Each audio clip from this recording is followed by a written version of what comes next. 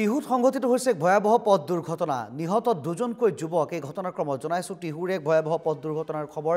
দুজনকৈ যুৱক নিহত হৈছে ঘটনাক্ৰমত চাৰিচকীয়া গাড়ীৰ নিয়ন্ত্ৰণ হেৰুৱাই দুৰ্ঘটনাটো সংঘটিত হয় আৰু নিহত মাখিবাহাৰ ৰাজীৱ শৰ্মা আৰু ধনজিত শৰ্মা টিহু চোৰাজানত সংঘটিত হয় এই ঘটনাটো আৰু দেখিবলৈ পোৱা গৈছে টিহুত এই দুৰ্ঘটনা সংঘটিত হৈছে এটা পথ দুৰ্ঘটনা মাখিবাহাৰ ৰাজীৱ শৰ্মা আৰু ধনজিত শৰ্মা নামৰ দুজন নিহত হৈছে এই ঘটনাক্ৰমত আৰু টিহু চোৰাজানত এই ঘটনা সংঘটিত হৈছে চাৰিচকীয়া এখন গাড়ীয়ে নিয়ন্ত্ৰণ হেৰুৱাই খুন্দা মৰাৰ ফলতে সংঘটিত হয় এই দুৰ্ঘটনাটো